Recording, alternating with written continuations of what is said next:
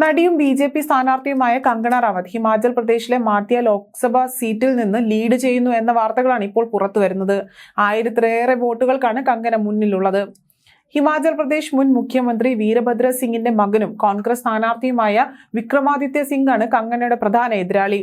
കങ്കണയുടെ ആദ്യ തിരഞ്ഞെടുപ്പ് പോരാട്ടമാണിത്. 34-കാരനായ വിക്രമാദിത്യ മുൻപ് 2 തവണ നിയമസഭാ തെരഞ്ഞെടുപ്പുകളിൽ മത്സരിച്ചിട്ടുണ്ടെങ്കിലും പാർലമെന്റിൽ മത്സരിക്കുന്നത് ഇതാദ്യമായിട്ടാണ്. നോർത്ത് ഈസ്റ്റ് ഡൽഹിയിൽ ബി.ജെ.പി സ്ഥാനാർത്ഥിയും ഭോജ്പുരി താരവുമായ മനോജ് തിവാരിയാണ് മുന്നിലുള്ളത്. കോൺഗ്രസിന്റെ കനയ്യ കുമാർ അദ്ദേഹത്തിനെതിരായി രംഗത്തുണ്ട്. ഗോരഖ്പൂരിൽ ബി.ജെ.പി സ്ഥാനാർത്ഥിയും നടനുമായ രവി കിഷനാണ് ലീഡ് ചെയ്യുന്നത്. മധുരയിൽ ബി.ജെ.പി സ്ഥാനാർത്ഥി ഹേമ മാലിനിയാണ് മുന്നിലുള്ളത്. അതേസമയം ബംഗാളിൽ NDA സഖ്യവും തൃണമൂൽ കോൺഗ്രസും ഒപ്പത്തിനൊപ്പം നിൽക്കുന്ന വാർത്തകളാണ് ഈ നിമിഷങ്ങളിൽ പുറത്തുവരുന്നത്.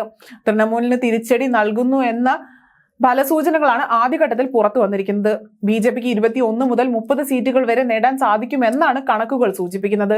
നിലവിൽ 18 സീറ്റുകളാണ് തൃണമൂലിന് നേടാൻ സാധിച്ചിരിക്കുന്നത്. പശ്ചിമ ബംഗാളിൽ 42 മണ്ഡലങ്ങളിലെ തിരഞ്ഞെടുപ്പ് ഫലമാണ് ഇപ്പോൾ പുറത്തു വന്നിരിക്കുന്നത്. 2019 ലോക്സഭാ തെരഞ്ഞെടുപ്പിൽ പശ്ചിമ ബംഗാളിൽ 18 സീറ്റുകൾ നേടാൻ ബി.ജെ.പിക്ക് സാധിച്ചിരുന്നു. ഇക്കുറി സന്ദേശ് ഗാലി ഉൾപ്പെടെയുള്ള മണ്ഡലങ്ങളാണ് ജനങ്ങൾ ഉറ്റുനോക്കുന്നതും.